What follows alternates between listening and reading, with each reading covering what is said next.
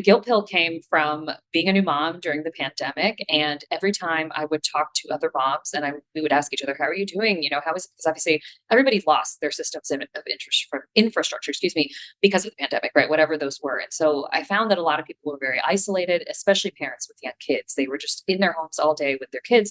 And every mom I would talk to, when they would tell me they were stressed, I'd say, "Well, why don't you go take some time for yourself? Why don't you go, ask people to watch the baby and then go do this?" They'd say, "I feel too guilty. I feel too guilty." So, and I felt it too. That was the interesting thing. I was giving this advice and asking these questions, and I felt the exact same thing.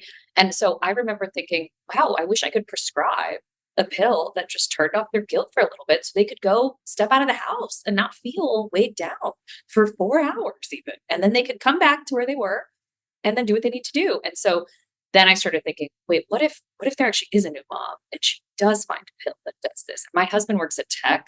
And what I think is so fun about the tech industry is how they're just always thinking of these things. It's such a visionary industry in that way.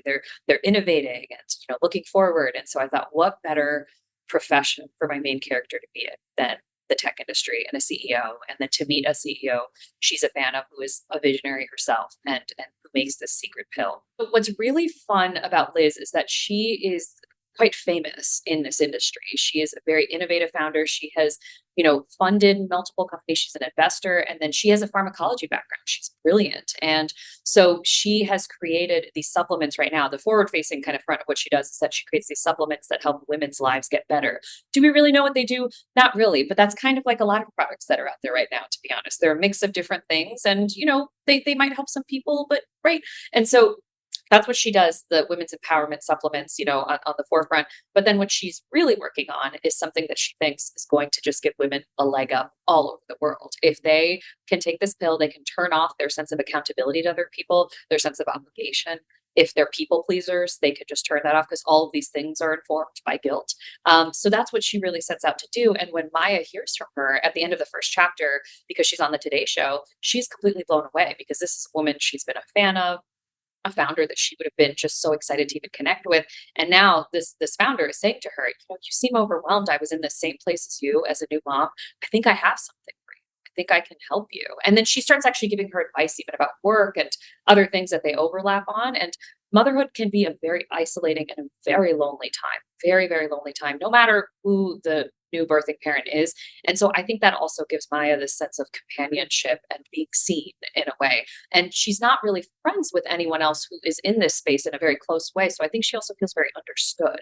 So it was really fun at first because I also felt the sense of freedom that she got. She took the pill and she just thought she could stop thinking about the baby and worrying about him. She could just watch an episode of her favorite show or have a cup of coffee while it's still warm. And so she's just on top of the world. And then she starts getting addicted to that feeling and what it allows her to do. So then she starts taking more and more pills. And then, as what happens with a lot of addictive substances, she develops tolerance. And so she needs more to get to the same place that she had before. And it still doesn't actually ever reach that high because it's just the way receptor level wise things like that work.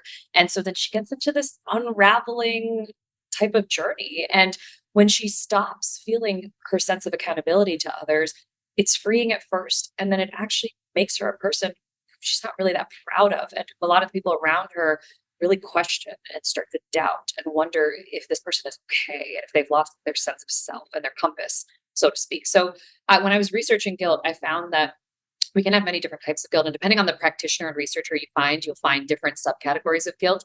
But sometimes guilt tells us about our values, and sometimes it tells us about what matters to us, what we care about us. Not always. Sometimes it's informed by other things that we need to let go of. But there are times where it helps us kind of stay true to ourselves. And so when we lose that, we might also lose other things that keep us tied to other people. I think she really needed to face herself ultimately, because what this was doing, what a lot of substances do, is they help us numb, they help us distract, they help us escape, they help us temporarily forget. And obviously that changes depending on what substance we could be talking about.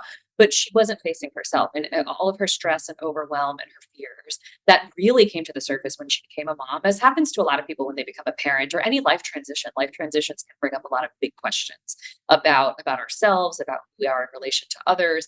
Instead of actually digging deeply and going inwards for those questions, she used this as a way to just kind of turn off an uncomfortable emotion and then move on. And when she hits her rock bottom, she really has to look in the mirror and get some serious help and reflect on what led to this point, what was beneath this, and now what does she do going forward? Because one thing that I think is so important in any book I read is I want to see some sense of change. Even if that change for a character, in some books is a new insight or something like that. I need to see something that they've gained from this journey they're on, and that was really important for me with her.